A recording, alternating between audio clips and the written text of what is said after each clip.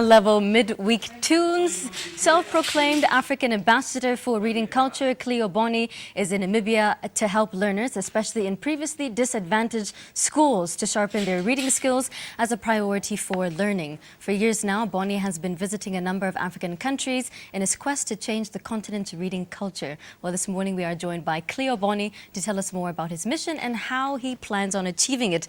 Welcome aboard. Thank you. I admire your initiative. First and foremost, how many countries have you been touring this far? 15 countries that I've been. Wow. Can you mention a few? Oh, a few. Okay, it's my country. I'm going to start with Malawi, and then it's Kenya, it's Tanzania, Botswana, Lesotho, Swaziland, South Africa. Then it's also I've been to Tanzania, then I've been to Angola, I've been to Zambia, and here in Namibia as well. Well, welcome aboard. It's not the first time. We'll compare your first visit to the second time that you're here in the country. For those that have no idea on who you are, background about yourself, and why do you love reading? It's quite a good story, you know, from way back, because my mother used to beat me up when I was a little. I was 5 years old, and she used to force me to read. And when she would force me to read, obviously I thought my mother was evil. I thought she was a very bad person. But over the years, that passion just grew in me. And there was a time I started going to the library, and sometimes I would take books, you know, from the library without permission, and I would get out of the library when the librarian was not looking at all, and I would go to the mountain, and there I would take all the books that I have stolen, probably, and from the library. I would read a book after another, and by the time I completed reading, I would think that I'm going to take over the whole world. But now, okay, I didn't take over the whole world. My dreams is to complete all the countries in the world, and I've started on my own, and I want to bring the reading civilization to the world, and I hope I'm going to do it, you know. Successfully. Yeah. Okay, bringing the reading culture to Namibia especially, it's a challenge, especially for those that maybe didn't grow up as you, that had parents to, let's say, force you in that direction. How do you plan on achieving your goal? First, you must have impact. And to have impact is not, it's not an easy job. It's like advertising. When you're advertising, when you're marketing, you must have impact. So you have to create propagandas and a lot of things that you need to do. Now, for me, usually I go to the schools, and the way I inspire them with my testimony that I've just given you. And also, I help learners to pick up the pace in reading, and I make it reading more fun, because you shouldn't teach the children to read in a serious way. You should do the things that they do. Like some students, they like rapping, others like singing, others like speaking to like cartoons or Popeye. So usually I would ask them to read like a Popeye. So as soon as they start reading like Popeye in the classroom, the whole class starts laughing, meaning they are being stimulated. You know, so others, when they're rapping, and others, they like it, they say it's cool. You know, somebody's rapping, they call it each other yo yo yo yo, and once they read a paragraph, but they would be rapping, and the whole class would laugh, and they would clap hands, and others would be stimulated. You would see that their hair is standing. So there are many different. So actually, sometimes I read it myself. I read all the time in the speed read. I read faster, so I get concepts and ideas how to create propagandas to get people reading, because that's the only way to market reading in the world. Yeah. But the problem is the same everywhere else.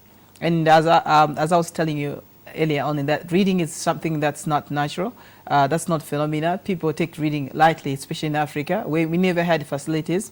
Most people, the leaders, the presidents, the ministers, never had a background in their lives actually to have books in their homes.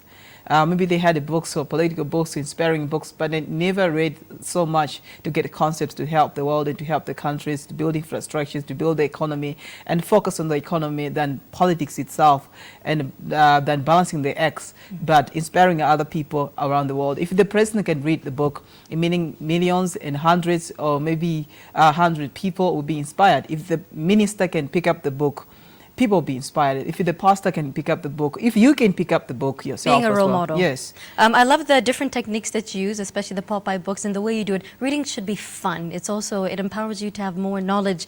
Yeah. It takes courage for someone like you to travel across the whole country. Why do you feel that you have the potential to achieve this? I don't have the potential. It's a divine. Every person is a universe. I'm the universe as well. So I'm contributing as a molecule, I'm contributing to other molecules on the planet. So I'm just contributing and doing my part. Every person has a talent, and I believe as a universe, as a molecule, I have a talent as well. And that talent should be apportioned with everybody else. I'm not different from any other person. It's just I'm just different in the universe. And because reading gives you power, and it has given me a power. Because reading can give you a power than a nuclear bomb, I guess. Yeah. You know, than anything else, than machine gun, than somebody has billions and probably trillions. I've done a lot of things. I've seen maybe close to 1,000 schools, or maybe 2,000 schools. Without any money, without anybody sponsoring me, and I've done that all by myself on my own. So it means that reading gives you power, and it's most powerful than anything else. You can't have education without reading. You can't have president or leader or politics without reading. Okay. You can't have a business without reading. You can't have a church without reading. You can't have NBC without reading. So it's the most powerful thing, and it has given me that. And I believe that I'm just one of all other universes that is contributing to this world, particularly Africa, where the big problem is, and most people are suffering out there in their homes. They cannot have a food, they cannot travel, they cannot go to school, they cannot go to university. Others can't get jobs at all. Others are sick, others are crippled, in all that. So we need to take this continent, the continent that has the resources, the richer resources. Namibia is one of them as well. So I believe that, and I have to contribute, and we have to change and transform the entire continent that we have.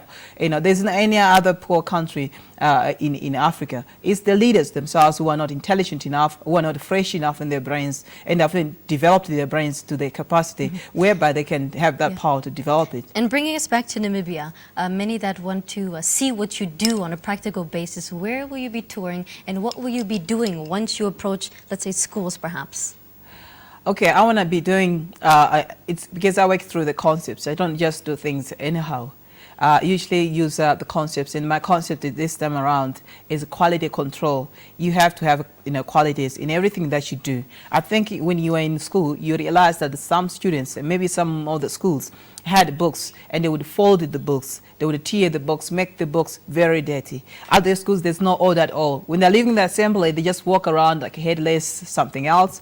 And probably when they're in classroom, when the teacher moves out, they make noise, they chatter classes and all that. And the kids that looks for attention, they look for attention in the classroom all the time.